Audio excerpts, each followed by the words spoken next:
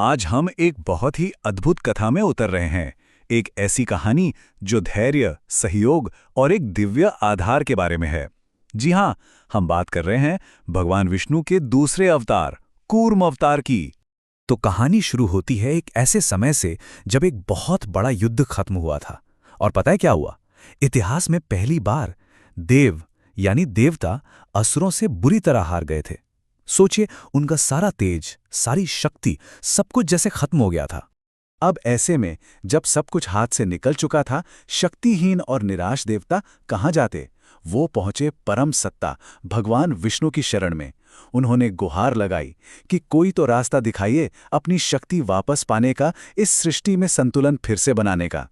तो भगवान विष्णु ने एक उपाय तो सुझाया, लेकिन वो उपाय जितना शानदार था उतना ही कह सकते हैं मुश्किल भी था। एक ऐसी जबरदस्त योजना थी जिसमें देवताओं को अपने सबसे बड़े दुश्मनों, जी हां, असुरों के साथ मिलकर काम करना था। कमाल की बात है ना? और इस योजना का नाम था समुद्र मंथन। ये कोई छोटा मोटा काम नहीं था। ये तो एक विशाल ब्रह्मांडीय महायज्ञ था जिसका एक ही लक्ष्य था, अमरता का अमृत पाना। वही अमृत जो देवताओं को उनकी खोई हुई शक्ति और अमरता वापस दिला सकता था। तो ठीक है, योजना कुछ ऐसी थी।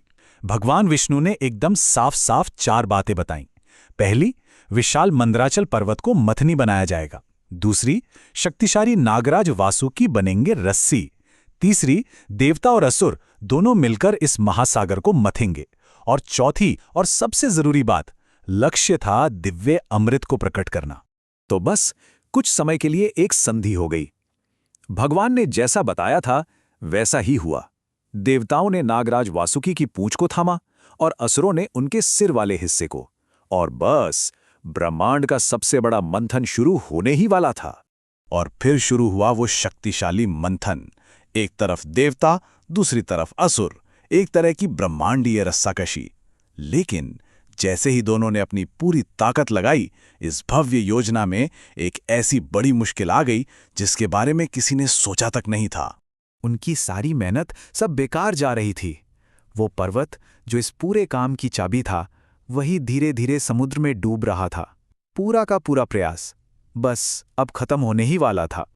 और ठीक उसी पल, जब सारी उम्मीदें टूट चुकी थीं, देवता पूरी तरह निराश हो गए थे, तब भगवान विष्णु ने ये जान लिया कि अब एक दिव्य हस्तक्षेप की जरूरत है।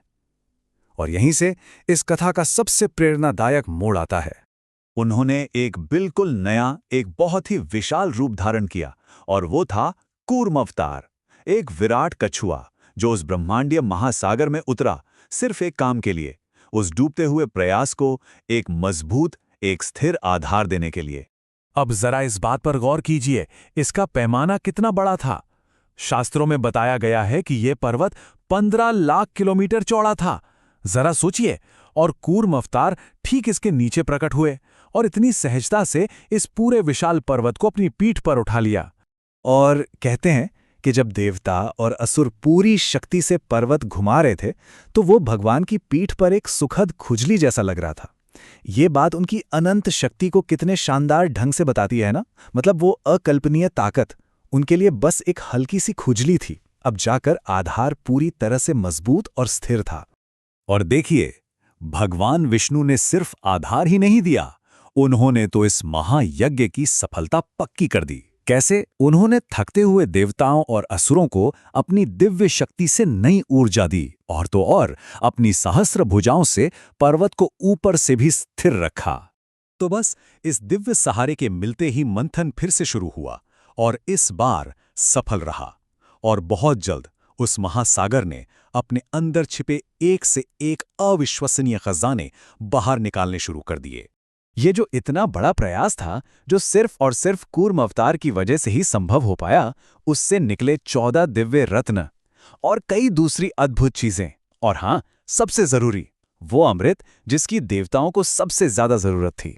तो अब सवाल ये उठता है कि इस पूरी महाकाव्य कथा से हमें अपने जीवन के लिए, अपने प्रयासों के लिए क्या सीखने को मिलता है? देखिए, ये कहानी हमें 3 बहुत ही शक्तिशाली बातें सिखाती हैं।